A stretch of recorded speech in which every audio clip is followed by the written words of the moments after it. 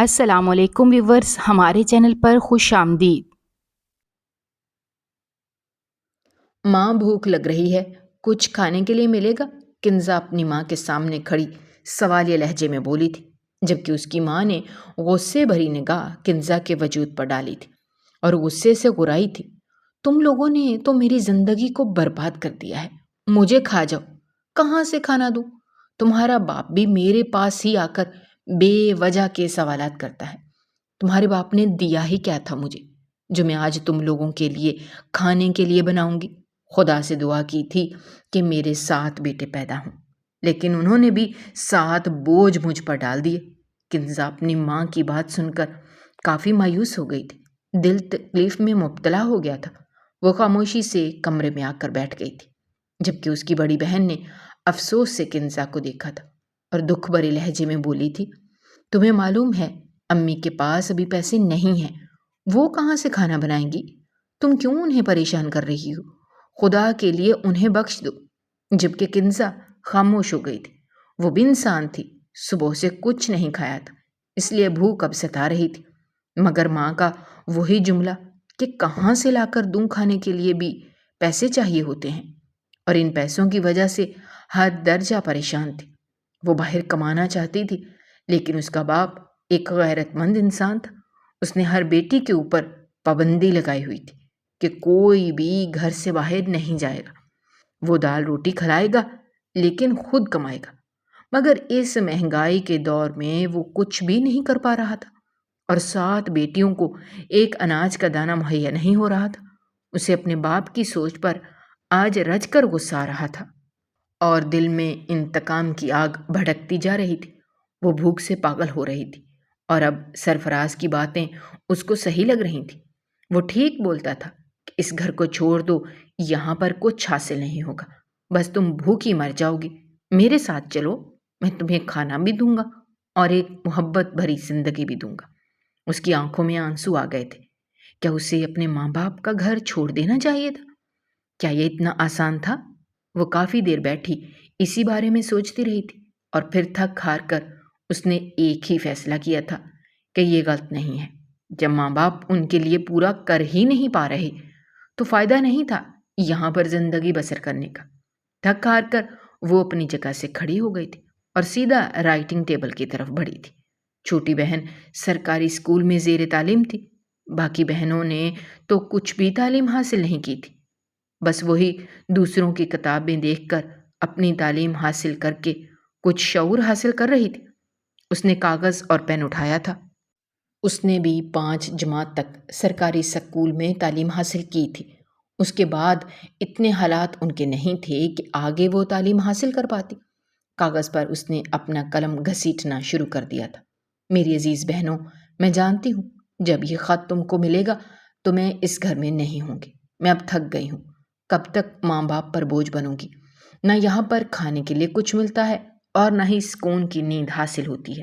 اسی لیے میں نے تہیہ کیا ہے، جس لڑکے کو میں پسند کرتی ہوں اس کے ساتھ آج میں بھاگ کر تم لوگوں کی زندگی سے بہت دور جا رہی ہوں۔ تم سب کو بھی میں ایک مشورہ دینا چاہتی ہوں، کب تک ماں باپ پر بوجھ بنی رہو گی؟ ان کے پاس تو کھانا کھلانے کے لیے بھی کچھ اشیاء نہیں ہے، جہیز کا کہاں سے سامان اکٹھا کریں گے؟ وہ بھی 7 بیٹیوں کا۔ تم سب کے پاس بہت اچھا موقع ہے، خوبصورت ہو اور سب جوان ہو۔ میں نے تو اپنے لیے یہ فیصلہ کر لیا ہے، والدین پر بوجھ نہ بنو، کسی لڑکے کو پٹا کر نکاح کر لو اور بھاگ جاؤ، یہی سب سے بہترین طریقہ ہے۔ باقی تم سب کی اپنی زندگی ہے اور اپنی مرضی ہے۔ یہ بول کر اس نے خط کو فولڈ کر دیا تھا اور کتاب کے نیچے رکھ کر وہ اپنی جگہ سے کھڑی ہو گئی تھی۔ ساری بہنیں بستر لگا کر سونے کے لیے لیٹ چکی تھی۔ ان کا 2 کمرے پر مشتمل چھوٹا سا گھر تھا، جس کو ساری بہنوں نے مل کر اچھی طرح سجایا ہوا تھا۔ گھر میں غربت تھی، مگر پھر بھی سب بہنوں میں سلیقہ تھا، سوائے کنزا کے۔ باقی سب تو صبر شکر سے زندگی گزار لیتی تھیں۔ اگر پورا دن کھانا نہ بھی ملے تو بھی اف تک نہیں کرتی تھیں، لیکن واحد کنزا تھی جس سے بھوک برداشت نہیں ہوتی تھی۔ وہ حد درجہ شرارتی اور چلبلی سی تھی، لیکن غربت کی وجہ سے بہت کمزور ہوتی جا رہی تھی۔ سرفراز سے اس کی ملاقات ایک بڑی مارکیٹ میں ہوئی تھی۔ ان کے برابر میں رہتی شبانہ باجی کی بیٹی نمرا کے ساتھ وہ شاپنگ کے لیے بازار گئی تھی۔ وہیں پر اس نے سرفراز کو دیکھا تھا، جبکہ وہ پردے میں تھی، لیکن سرفراز جیسے شاطر انسان نے اس کی خوبصورتی کو نقاب سے ہی جانچ لیا تھا، اور جب جوس پینے کے لیے اس نے اپنا نقاب ہٹایا تھا تو اسی پل ہی وہ اپنا دل ہار بیٹھا تھا اور اس کو مائل کر لیا تھا، جھوٹے وعدے کر کے اس کو بہکاوے میں ڈال دیا تھا۔ وہ ہر رات اس کو یہی مشورہ دیتا تھا کہ تم بھاگ جاؤ۔ اس نے ہی چھپ کر ایک چھوٹا موبائل اس کو تھمایا تھا تاکہ اس کے ذریعے وہ اس سے رابطے میں رہے۔ وہ سب بہنوں کے سو جانے کے بعد اپنی بڑی بہن کے پاس آئی۔ اس کو معلوم تھا کہ اس کی بڑی بہن کے پاس کچھ پیسے موجود ہیں جو وہ کافی دن سے اپنی شادی کے لیے جوڑ رہی ہے۔ ہاں، اس کے بہن بھائی بھوکے رہ جاتے تھے مگر وہ پیسے کسی قیمت پر نہیں دیتی تھی۔ اس نے سوچ رکھا تھا جس دن اس کی شادی ہوگی تب اپنے باپ کی ہتھیلی پر وہ یہ پیسے رکھ دے گی تاکہ اس کا باپ تھوڑا بہت حوصلہ مند ہو جائے۔ اس نے بہت خاموشی سے چند 1000 روپے نکالے تھے، جو کچھ 100 کے نوٹ تھے تو کچھ 10 کے اور کچھ 1000 کے نوٹ تھے۔ یہ بھی اس کی عید پر جمع ہوئی تھی، عیدی کے پیسے تھے۔ وہ فوراً ان پیسوں کو اپنی مٹھی میں جکڑ چکی تھی۔ وہ چھوٹا سا موبائل ہاتھ میں لے لیا تھا، کالی چادر اپنے گرد لپیٹ چکی تھی، اور جو سامان اس نے باندھا تھا وہ چھوٹا سا اپنی بہن کا بیگ اٹھا کر بہت آرام سے اپنے گھر سے باہر آئی تھی۔ برآمدے میں ہی اس کا ابا گہری نیند سو رہا تھا۔ اس نے ایک نظر اپنے باپ کے وجود پر ڈالی تھی۔ ایک پل کے لیے دل کیا کہ وہ یہ قدم نہ اٹھائے، یہ غلط ہے، خدا معاف نہیں کرے گا، اللہ تعالیٰ بھی ناراض ہو جائیں گے اور ابا بھی کبھی راضی نہیں ہوں گے، کیونکہ اس کا باپ بہت غیرت مند تھا۔ مگر ایسی غیرت مندی کا کیا فائدہ جب بیٹیاں بھوک سے تڑپتی رہیں اور باپ سکون سے سو جائے۔ اس نے ایک نفرت آمیز نگاہ پورے گھر پر ڈالی تھی اور خاموشی سے دہلیز پار کر گئی تھی۔ اس کا دل بہت تیزی سے دھڑک رہا تھا۔ وہ دیوانہ وار بھاگتی ہوئی چوک پر آئی تھی۔ اس کو معلوم تھا چوک کی نکڑ پر ہی سرفراز کھڑا ہوا اس کا انتظار کر رہا ہوگا۔ اس کو ایک گاڑی کے پاس کھڑا دیکھ کر اس کی جان میں جان آئی تھی۔ وہ بھاگ کر سرفراز کے پاس پہنچی تھی اور اس کے سینے پر ہاتھ رکھتے ہوئے بولی تھی، ہمیں یہاں سے جلدی نکلنا ہوگا۔ اگر ابا جاگ گئے اور انہوں نے مجھے تمہارے ساتھ دیکھ لیا تو نہ وہ تمہیں چھوڑیں گے اور نہ ہی مجھے۔ ابھی کے ابھی ہم دونوں کو گولی سے اڑا دیں گے۔ جبکہ وہ کنزا کی بات سن کر کہکہا لگا کر ہنسا تھا اور اس کا چہرہ دیکھتے ہوئے بولا تھا، سویٹ ہارٹ، تمہارے باپ کے پاس اتنے پیسے نہیں ہیں کہ وہ زہر کھا لے اور تم گولی چلانے کی بات کرتی ہو۔ اہانت کے احساس سے کنزا کا چہرہ سرخ ہو گیا تھا، مگر وہ کچھ بھی نہ بولی تھی۔ اس کو معلوم تھا یہ سب کچھ حقیقت ہے، لیکن ایک بیٹی کسی بھی قیمت پر اپنے باپ کے بارے میں ایسے الفاظ نہیں برداشت کر سکتی۔ وہ خاموش ہو گئی تو یکدم سرفراز کو اپنی بات کا احساس ہوا تھا اور وہ فوراً اس کے بازوؤں کو تھامتے ہوئے بولا تھا، ارے میری جان، تم تو برا ہی مان گئی، میرے کہنے کا وہ مطلب نہیں تھا۔ خیر دیر ہو رہی ہے، تم گاڑی میں بیٹھو، میرے دوست احباب تمہارا انتظار کر رہے ہیں۔ وہ جو گھوم کر گاڑی میں بیٹھنے کے لیے آگے کی طرف بڑھ رہی تھی، سرفراز کی بات سن کر ٹھٹک کر رک گئی تھی اور حیران ہو کر اس کو دیکھنے لگی تھی، جبکہ وہ فوراً اپنی بات سنبھالتے ہوئے بولا تھا، میرے کہنے کا مطلب تھا کہ وہ گواہوں کے طور پر میرے فلیٹ میں موجود ہیں، مولانا صاحب کا بھی انتظام ہو گیا ہے، بس دلہن کا ہی انتظار ہو رہا ہے، چلو نا، دیر ہو رہی ہے۔ کنزا اس کی بات پر تھوڑا بہت سہم گئی تھی، مگر پھر بات مکمل ہونے کے بعد اس نے اپنا سر جھٹک دیا تھا۔ وہ کسی بھی قیمت پر سرفراز پر شک نہیں کرنا چاہتی تھی۔ گاڑی اپنی رفتار سے منزل کی طرف گامزن تھی۔ اس کا دل ہولے ہولے لرز رہا تھا۔ یہ قدم اس نے زندگی میں پہلی بار اٹھایا تھا، مگر نہ جانے کیوں اس کا دل ندامت کا شکار ہو رہا تھا۔ دل چاہتا تھا کہ وہ واپس اسی غربت میں چلی جائے، مگر سرفراز کے ساتھ نہ جائے، کیونکہ اس کی باتیں اس کو خوفزدہ کر رہی تھیں۔ اچانک ہی سرفراز نے اس کا ہاتھ تھام لیا اور اس کو سمجھنے کا موقع دیے بغیر اس کے ہاتھ پر اپنے ہونٹ ثبت کرتے ہوئے بولا تھا، سویٹ ہارٹ، ایک بار فلیٹ آنے دو، تم دیکھنا میں تمہیں ایک ایسی دنیا سے روشناس کراؤں گا جس کے بارے میں تم نے کبھی تصور بھی نہیں کیا ہوگا۔ جبکہ وہ حیران ہو کر اس کو دیکھتے ہوئے ڈرے سے میں لہجے میں بولی تھی، کیا مطلب ہے تمہاری بات کا؟ میں تم سے محبت کرتی ہوں اور شادی کرنے کے لیے آئی ہوں۔ میرے ساتھ کچھ الٹا سیدھا نہیں کرنا، ورنہ مجھے یہیں اتار دو۔ میں گھر چلی جاتی ہوں، ابا سے معافی مانگ لوں گی، وہ کچھ نہیں بولیں گے۔ سرفراز اس کی بات سن کر یکدم ٹھٹک گیا اور اس کی جانب دیکھتے ہوئے بولا تھا، ارے سویٹ ہارٹ، تم تو برا ہی مان گئی۔ میرے کہنے کا مطلب تھا کہ میں تمہیں محبت کی ایک ایسی دنیا سے روشناس کراؤں گا کہ تم صرف اور صرف اپنے محبوب یعنی مجھے یاد رکھو گی۔ اس کا بات کو سنبھالنا کنزا بخوبی سمجھ رہی تھی۔ کہنے کو وہ بہت لاؤبالی اور شرارتی لڑکی تھی، لیکن اپنی بہنوں میں سب سے زیادہ سمجھدار اور ہوشیار بھی تھی، اسی لیے اسے خطرے کی علامت اپنے ارد گرد محسوس ہو رہی تھی۔ اس نے گہری سانس ہوا کے سپرد کی تھی اور اپنے آپ کو قابو کرتے ہوئے دل ہی دل میں اللہ تعالیٰ کے ناموں کی تسبیح پڑھنے لگی تھی۔ تھوڑی دیر بعد ہی منزل آ گئی تھی۔ گاڑی ایک بلڈنگ کے نیچے رکی تھی۔ کنزا نے چاروں جانب نگاہ گھمائی تو ہر طرف سناٹے کا بسیرا تھا۔ رات کے 3 بج رہے تھے۔ سبھی زیرو اپنے گھروں میں دب کے سو رہے تھے۔ ٹھنڈ کی راتیں کافی سخت تھیں، اس کو بھی سردی لگ رہی تھی، مگر وہ خاموش تھی، کالی چادر کو سختی سے تھام رکھا تھا۔ سرفراز نے گہری سانس لے کر اپنے برابر میں بیٹھی اس خوبصورت حور کو دیکھا تھا۔ وہ واقعی کسی حور کی مانند تھی، متناسب جسم، دودھ سے بھی زیادہ سفید رنگت، جس میں گلابی پن شامل تھا، غزالی آنکھیں۔ کوئی بھی شخص ان آنکھوں کو دیکھ لیتا تو ان میں ڈوب سا جاتا تھا۔ قدرتی گلابی گال، پنکھڑیوں کی مانند خوبصورت ہونٹ، چھوٹی سی ناک، لمبے گھنے بال جو اس کی خوبصورتی میں مزید اضافہ کرتے تھے۔ وہ لڑکی سراپے حسن تھی۔ اس نے ایک نظر میں ہی اس کا مکمل جائزہ لے لیا تھا، جبکہ کنزا بہت گھبرا رہی تھی، اس کے ہاتھ کپ کپا رہے تھے۔ اچانک ہی سرفراز نے اس کا ہاتھ تھام لیا اور اس کی آنکھوں میں دیکھتے ہوئے محبت سے چور لہجے میں بولا، میری جان، تم کیوں پریشان ہو رہی ہو؟ ابھی تم دیکھنا، تمہیں بہت اچھا لگے گا اور تم ہمیشہ ہمیشہ کے لیے میری ہو جاؤ گی۔ یہ کہتے ہی وہ اس کو گاڑی سے اترنے کا اشارہ کر چکا تھا، جبکہ وہ اپنا چھوٹا سا بیگ تھام کر نیچے اتر گئی تھی۔ اس کا سانس دھونکنے کی مانند چل رہا تھا۔ نہ جانے کیوں اسے اپنے ارد گرد خطرہ منڈلاتا ہوا محسوس ہو رہا تھا۔ وہ کون سی جگہ آ گئی تھی، اسے بالکل بھی اس بات کا اندازہ نہیں تھا۔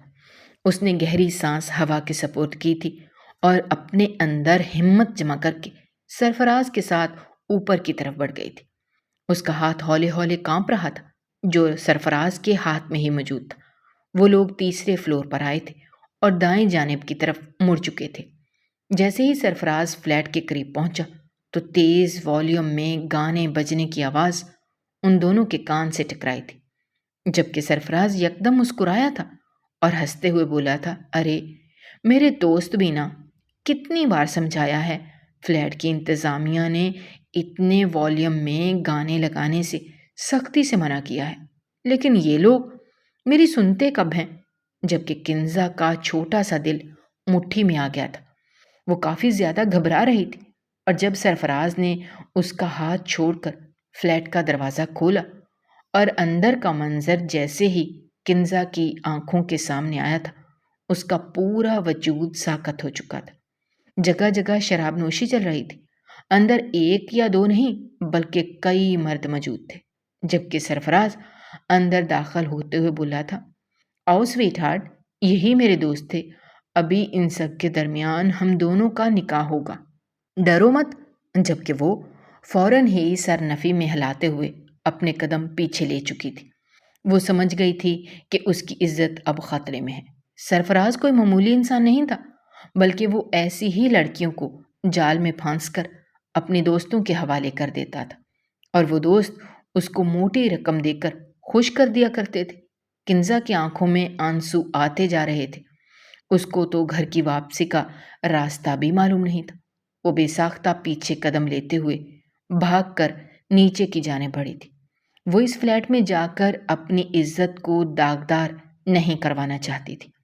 اس کو بھاگتا دیکھ کر سرفراز بھی اس کے پیچھے ہی آیا تھا اور اس کو پکارنے لگا تھا، لیکن نہ اس نے رکنا تھا اور نہ وہ رکی تھی۔ اپنے ہاتھ میں چھوٹا سا بیگ جو وہ اپنے گھر سے لے کر آئی تھی وہ بھی وہیں گر گیا تھا اور وہ دیوانہ وار بھاگتی ہوئی باہر آ گئی تھی۔ اس کو سمجھ نہیں آ رہا تھا کہ وہ کس سمت جائے، لیکن اللہ کا نام لے کر وہ دائیں جانب کو بھاگنا شروع کر چکی تھی۔ صبح سے بھوک اور پیاس سے نڈھال وہ معصوم لڑکی بھاگتی جا رہی تھی۔ ہاں، اس نے غلط قدم اٹھایا تھا، اس کو اپنے گھر سے بھاگنا نہیں چاہیے تھا، لیکن کہیں نہ کہیں اس نے اپنے ماں باپ کی مدد کرنے کے بارے میں سوچا تھا، مگر ہمیشہ وہ جو بھی کرنے کی کوشش کرتی تھی اس پر ہی الٹ آتا تھا۔ آج بھی اس کے ساتھ کچھ ایسا ہی ہوا تھا۔ اس کی آنکھوں سے آنسو نکل رہے تھے، چپل بھی وہیں گر چکی تھی۔ وہ ننگے پیر بھاگتی جا رہی تھی، حالات سے بے پرواہ۔ کئی پتھر اس کے پاؤں میں بھی چبھ گئے تھے، لیکن اس نے پلٹ کر ایک بار بھی دیکھنا ضروری نہیں سمجھا تھا۔ سرفراز اس کے پیچھے دور تک آیا تھا، لیکن وہ اس کی رفتار کے برابر پہنچ نہیں پایا تھا۔ وہ اس کے ہاتھ میں آ کر ریت کی مانند پھسل چکی تھی۔ وہ کافی دور آ کر زمین پر گھٹنوں کے بل گری تھی اور تیز تیز سانس لینے لگی تھی۔ اس کی آنکھوں سے ابھی تک زاروں قطار آنسو نکل رہے تھے اور اب وہ بیچ روڈ میں گھٹنوں کے بل بیٹھی تکلیف سے رو رہی تھی۔ اس کا حال بہت برا ہو رہا تھا۔ بے شک ایسے لوگوں کے ساتھ ایسا ہی انجام ہوتا ہے۔ جو انسان صبر سے کام لیتا ہے وہ اپنی زندگی کو بہترین انداز میں جینے کی کوشش کرتا ہے۔ وہ رب العالمین اس انسان کی مدد بھی کرتا ہے اور اس کو اعلیٰ نصیب بھی عطا کرتا ہے۔ وہ اللہ کی مخلوق تھی اور اللہ سے ہی بغاوت کرنے چلی تھی، اور اس اللہ نے ہی اس کو منہ کے بل گرا دیا تھا۔ کافی دیر تک وہ بیچ سڑک پر بیٹھی روتی رہی تھی، مگر اب بھوک حد سے سوا تھی۔ اچانک ہی اس کی نگاہ ایک خالی ٹرک پر پڑی تھی۔ کچھ بھی سمجھ نہ آنے پر وہ فوراً اس ٹرک کی طرف بڑھ گئی تھی۔ اس کو ابھی بھی ڈر لاحق تھا، اگر خدا نخواستہ پیچھے سے سرفراز آ گیا تو وہ کیا کرے گی؟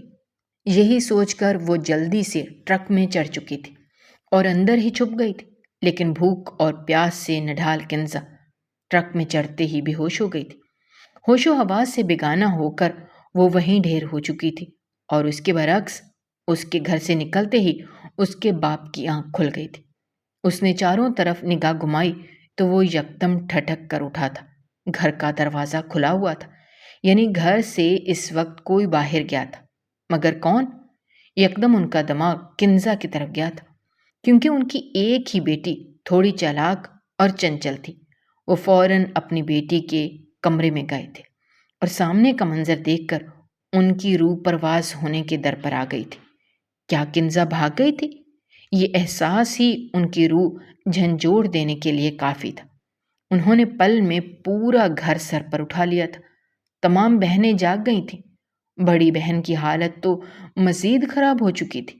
اس نے سب سے پہلے اپنے پیسوں کو دیکھا تھا اور وہاں پر 1 روپیہ بھی موجود نہیں تھا۔ اس نے ایک الگ شو ڈال دیا تھا، جبکہ قاسم صاحب کی حالت خراب ہوتی جا رہی تھی۔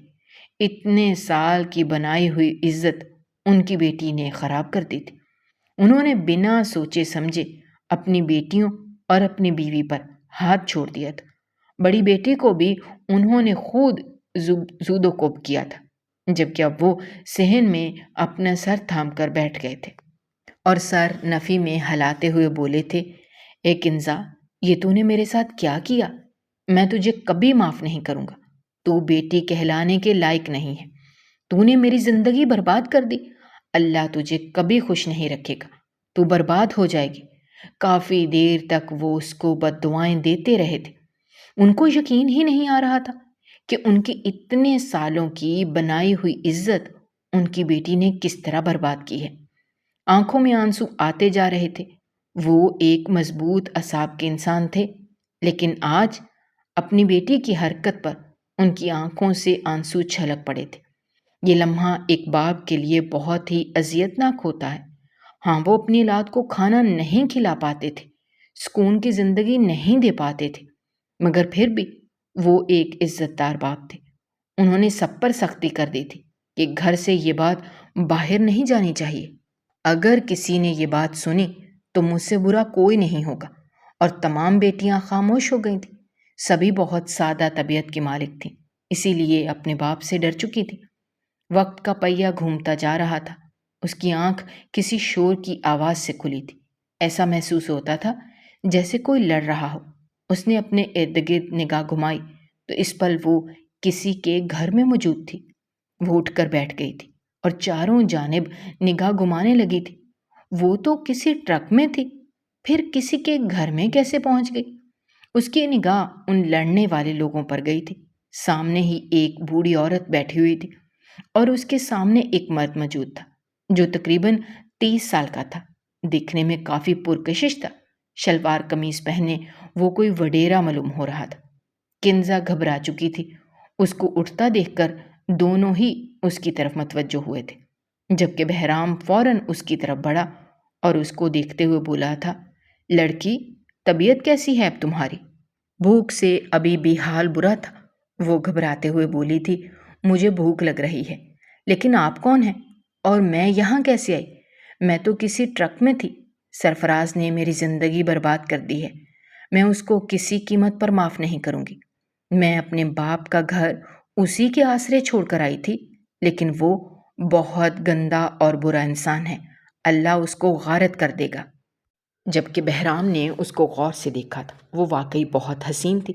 وہ ایک ٹرک ڈرائیور تھا، کراچی سے حیدرآباد، حیدرآباد سے اسکردو اور اس سے آگے وہ سامان ڈلیور کرتا تھا۔ اس کام سے اسے بہت پیسے حاصل ہو رہے تھے، جس کی بدولت اس نے اپنا گھر بھی بہت عالیشان بنا لیا تھا اور ایک اچھی طرز پر زندگی بسر کر رہا تھا۔ وہ اپنی ماں سے بول رہا تھا کہ اگر یہ لڑکی کنواری ہوئی تو وہ اس سے شادی کرے گا، جبکہ اس کی ماں کا کہنا تھا کہ پہلے اس کو اٹھ جانے دو، میں اس سے پوچھوں گی کہ وہ کون ہے، کہاں سے آئی ہے، کہاں کی رہنے والی ہے، اس کے بعد ہی میں کوئی فیصلہ لوں گی۔ مگر بہرام بضد تھا کہ وہ کسی قیمت پر بھی اس لڑکی کو حاصل کر کے ہی دم لے گا، مگر اس کی ماں سمجھداری کا مظاہرہ کر رہی تھی۔ اس کی بات سن کر بہرام نے فوراً اپنی ماں کی جانب دیکھا تھا اور وہ اسبات میں ہلا کر کچن کی طرف گامزن ہو گئی تھی۔ بہرام اس کے پاس ہی بیٹھ گیا تھا اور اس کو غور سے دیکھتے ہوئے سوالیہ لہجے میں بولا تھا، سرفراز کون ہے؟ کس کے آسرے پر تم آئی تھی اور کون گندا ہے؟ تم کہاں کی رہنے والی ہو؟ اس کی بات پر وہ خاموشی سے لیٹ گئی تھی۔ آنکھیں بند ہوتی جا رہی تھیں۔ جب تک جسم میں اناج نہیں جانا تھا تب تک اس کی آنکھ نہیں کھل سکتی تھی۔ وہ بھوک کے معاملے میں بے انتہا کچی تھی اور اب تو دوسرا دن تھا، اس نے کچھ نہیں کھایا تھا۔ بے ہوش ہو جانا ایک فطری عمل تھا۔ اس کی ماں تھوڑی دیر بعد گوشت کا سالن اور روٹی باہر لے آئی تھی۔ ان لوگوں نے کنزا کے آگے کھانا رکھ دیا تھا۔ بہرام کنزا کو دیکھتے ہوئے سنجیدہ لہجے میں بولا تھا، کھانا کھا لو، پھر ہم بات کرتے ہیں۔ میں تمہیں بتا دوں گا کہ تم یہاں پر کیسے آئی ہو۔ کھانے کی خوشبو جیسے ہی اس کے ناک کے نتھروں سے ٹکرائی تھی، وہ فوراً اٹھ کر بیٹھ گئی تھی۔ سامنے ہی کھانا رکھا ہوا تھا۔ اس نے دل ہی دل میں خدا کا شکر ادا کیا تھا اور فوراً ہی کھانا کھانا شروع کر چکی تھی۔ اس نے تقریباً 2 روٹی کھانا تناول کیا تھا۔ پیٹ بھر کر کھانا کھا لینے کے بعد اس نے کئی گلاس پانی پیے تھے۔ اب اس کی حالت کافی خراب ہو چکی تھی۔ پیٹ بھر جانے کے باعث اسے اب سکون کی نیند آنے لگی تھی، مگر بہرام کی ماں اور وہ اسی کو دیکھ رہے تھے، اس لیے وہ سیدھی ہو کر بیٹھ گئی تھی۔ بہرام ایک بار پھر سنجیدہ لہجے میں بولا تھا، بتاؤ کون ہے سرفراز اور تم کہاں کی رہنے والی ہو؟ تمہارا خاندان کون ہے؟ تمہارا نام کیا ہے؟ کنزا نے گہری سانس لی تھی۔ یہ لوگ اس کے مسیحا تھے۔ وہ ان لوگوں کو اپنی سچائی بتا سکتی تھی۔ ویسے بھی وہ بہت ہی سادہ دل لڑکی تھی۔ اس میں چلاکی ضرور تھی، لیکن تھوڑی پاگل تھی۔ اس نے بہرام کی ماں کو دیکھا تھا اور آنکھوں میں نمکین پانی جمع ہوتا چلا گیا تھا۔ اس کو اپنی ماں یاد آ رہی تھی، لیکن وہ یہ الفاظ اپنے منہ سے ادا نہیں کر سکتی تھی۔ اس نے الف سے لے کر یہ تک تمام روایات سنا دی تھی، جبکہ اس کی باتیں سن کر بہرام چپ ہو گیا تھا۔ اس کو دل سے افسوس ہوا تھا کہ دنیا میں اتنے غریب لوگ بھی موجود ہیں جو روٹی کے لیے محتاج ہو جاتے ہیں۔ اس کی ماں نے آگے بڑھ کر کنزا کے سر پر ہاتھ رکھا تھا اور اس کی آنکھوں میں دیکھتے ہوئے بولی تھی، میری گڑیا نے جب یہ قدم اٹھایا ہے تو میں تمہارا ساتھ دینا چاہتی ہوں۔ کیا تم میرے بہرام سے نکاح کرو گی؟ یہ اچھا کھاتا کماتا ہے، تمہیں ساری زندگی سکھ میں رکھے گا، کبھی تمہارے نصیب میں دکھ نہیں آئے گا۔ بولو نکاح قبول ہے، کرو گی؟ جبکہ اس نے پلٹ کر بہرام کی جانب دیکھا تھا، جو کافی سنجیدگی سے اسی کو ہی دیکھ رہا تھا۔ وہ دراز قد تھا، چوڑی جسامت تھی، کسرتی وجود کا حامل۔ وہ آدمی کافی خوبصورت تھا۔ بہرام ایک ٹرک ڈرائیور تھا۔ اس کی شخصیت کو دیکھ کر وہ اس بات کو قبول کر ہی نہیں پائی تھی، لیکن بہرام کی ماں جھوٹ نہیں بول سکتی تھی۔ اس عورت کے چہرے پر موجود نور یہ بتانے کے لیے کافی تھا کہ وہ بہت پرہیزگار ہے۔ اس نے فوراً ہی اپنی طرف سے رضامندی ظاہر کر دی تھی۔ وہ اپنے لیے ایک مضبوط سہارا چاہتی تھی، اور نہ جانے کیوں بہرام کو دیکھ کر اسے ایسا محسوس ہوتا تھا جیسے یہی ایک مضبوط سہارا ہے۔ لیکن اس غریب لڑکی کو معلوم نہیں تھا کہ ابھی زندگی میں بہت سے امتحانات باقی ہیں۔ اس نے جو غریبی کو ترک کر کے آسائش کی زندگی کو قبول کیا تھا، اس میں بھی کانٹے ہی کانٹے تھے جس سے وہ ناواقف تھے۔ وقت کا پہیہ گھومتا جا رہا تھا۔ دوپہر کے وقت نکاح کا انتظام کر دیا گیا تھا۔ مولانا اور گواہوں کے درمیان اس کا نکاح بہرام فاروق کے ساتھ ہو گیا تھا۔ حق مہر اس کو 1,00,000 دینے کا طے کیا گیا تھا۔ اس کی تو بادشاہی کھل اٹھی تھی۔ اس نے تصور بھی نہیں کیا تھا کہ اس کی شادی ایک ایسے انسان سے ہو جائے گی جو اتنا مالدار ہوگا، اس کا اپنا ٹرک ہوگا، گھر ہوگا اور اتنی آسائشوں بھری زندگی ہوگی۔ مگر کہتے ہیں نا، جب سکون حاصل ہوتا ہے تو کوئی نہ کوئی درد لازمی ملتا ہے، تاکہ ہم اللہ کی طرف ہمیشہ جھکے رہیں۔ نکاح ہوتے ہی اس کی ماں نے اپنے خاندانی کچھ رسم ادا کی تھی، اور پھر محلے کی لڑکیاں اسے تھام کر بہرام کے کمرے میں چھوڑ آئی تھیں۔ اس کا کمرہ بہت ہی خوبصورت انداز میں سجا ہوا تھا۔ پورے کمرے کو گلاب کی پتیوں سے بھر دیا گیا تھا۔ وہ بیڈ کے بیچ میں بیٹھی ہوئی تھی۔ ایک دم ہی بہرام اس کے لیے دلہن کا لہنگا بھی خرید کر لے آیا تھا، جس میں وہ آسمان سے اتری ہوئی کوئی پری معلوم ہو رہی تھی۔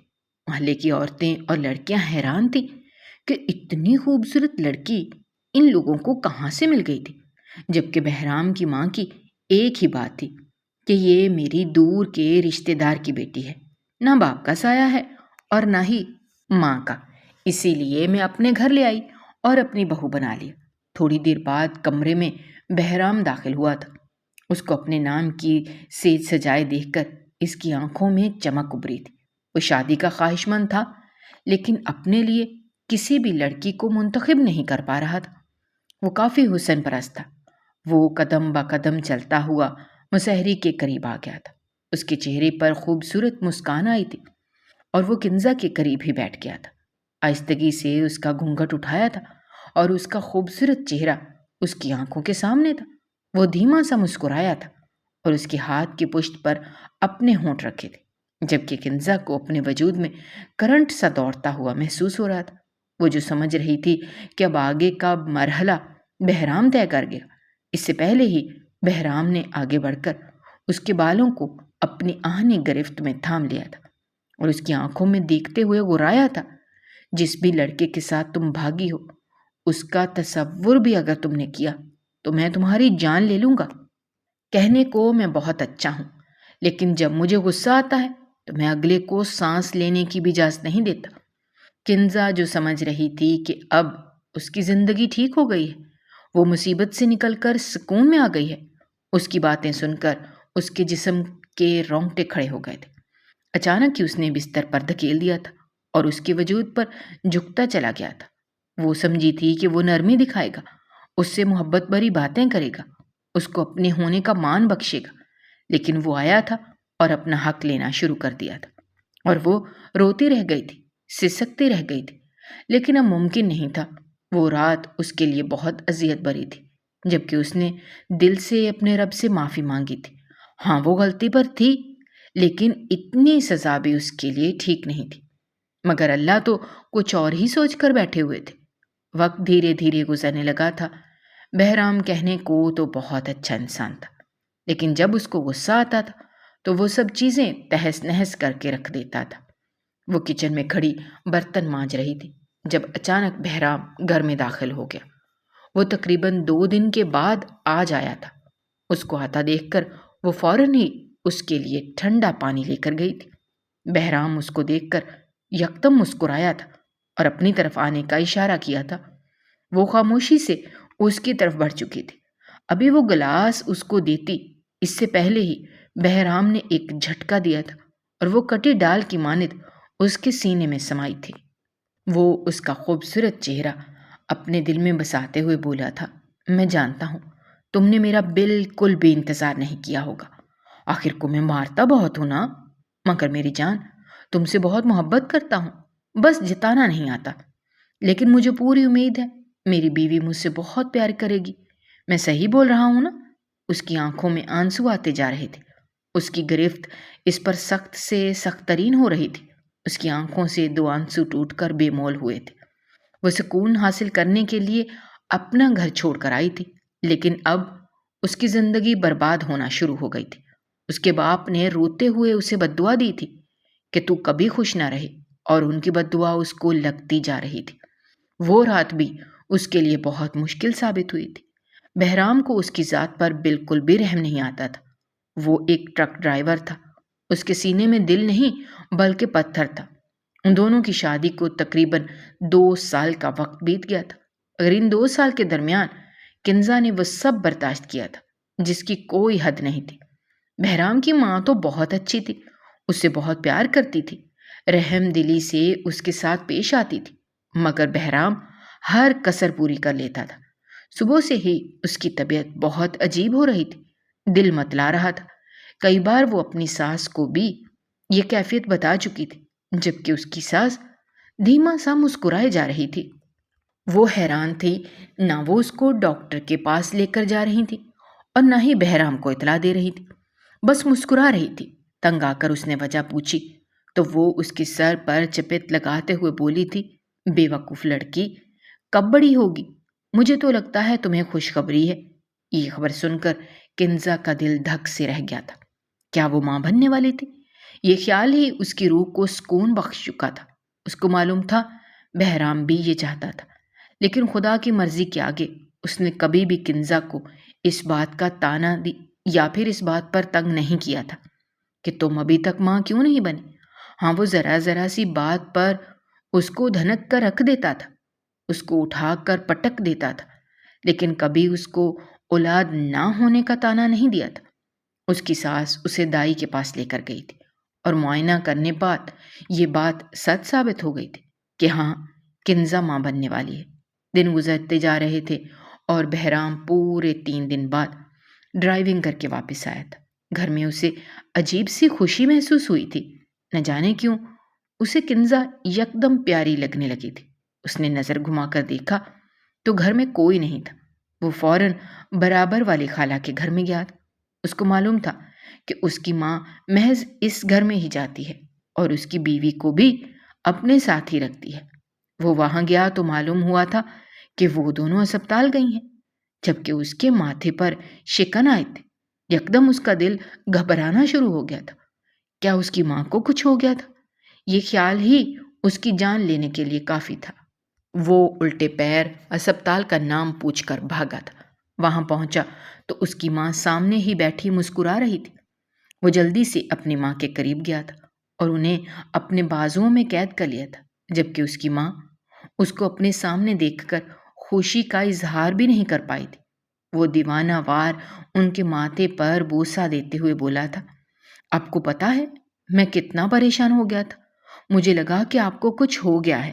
اماں اس طرح نہ کیا کریں، میں نے آپ کو ایک موبائل دیا ہے، اس کے ذریعے مجھے اطلاع کر دیا کریں۔ آپ کیوں آئی ہیں یہاں پر، اور کنزا کہاں ہے؟ جبکہ اس کی اماں اس کے گال پر ہلکا تھپڑ رسید کرتے ہوئے بولی تھی، بے وقوف لڑکے، پوچھ تو لو مجھے ہوا کیا ہے۔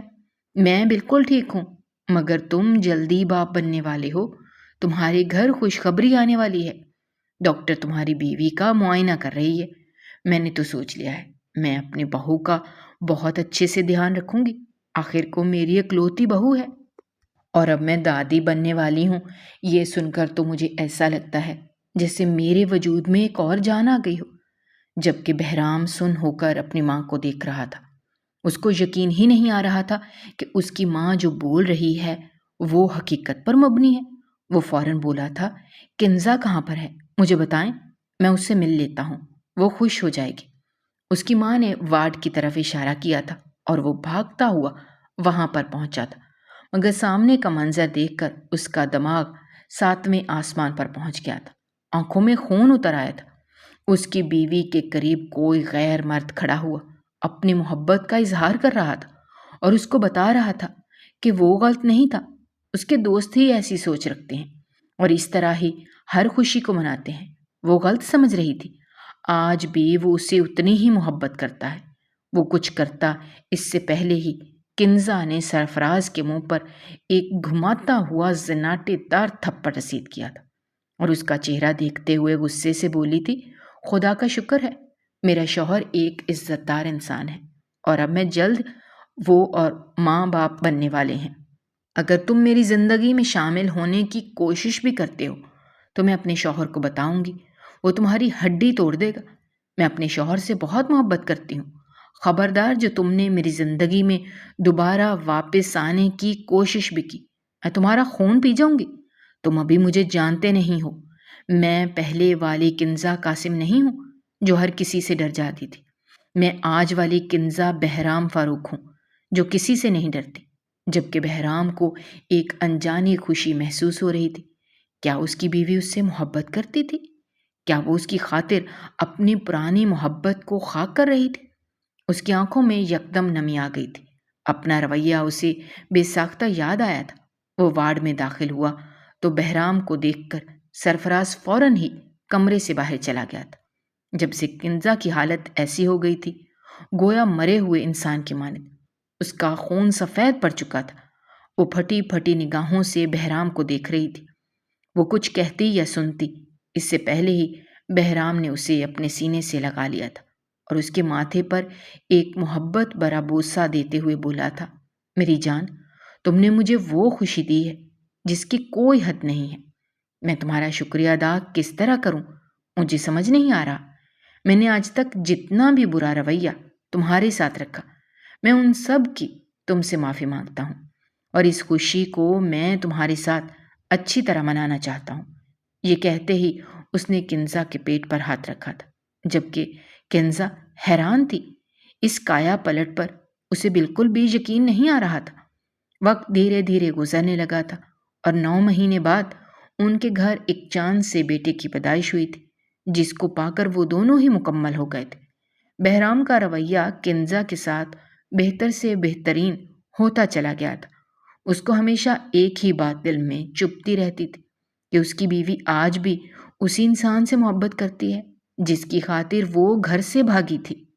لیکن اس دن اپنے کانوں سے اس کا اقرار سن کر وہ جان چکا تھا کہ وہ غلط ہے اور اس کی بیوی درست۔ اس نے فوراً ہی اپنی تمام غلطیوں کو سدھار لیا تھا اور کنزا کے ہمراہ ایک نئی زندگی کا آغاز کر دیا تھا۔ کنزا کی بہت خواہش تھی کہ وہ اپنے گھر جا کر اپنی بہنوں سے ملاقات کرے، لیکن اس میں ہمت نہیں ہوئی تھی۔ کنزا کے برعکس قاسم صاحب نے دھیرے دھیرے کر کے اپنی بیٹیوں کی شادی کرنا شروع کر دی تھی۔ ہاں، انہوں نے غریب گھرانوں میں اپنی بیٹیاں رخصت کی تھیں، مگر عزت سے بیاہ دی تھیں۔ انہیں کنزا کا بھی بہت افسوس تھا، مگر وہ اسے دل ہی دل میں معاف بھی کر چکے تھے۔ ایک باپ کبھی بھی اپنی اولاد سے نفرت نہیں کرتا اور ایسا ہی حال ماں کا ہوتا ہے۔ وقتی طور پر ہر ایک غصہ کرتے ہیں، لیکن پھر بھول کر اپنی زندگی میں مگن ہو جاتے ہیں۔ اگر آپ کو ہماری کہانیاں پسند آ رہی ہیں تو ہمارے چینل کو سبسکرائب کیجیے، ویڈیوز پر کمنٹ کیجیے اور شیئر کیجیے۔ شکریہ۔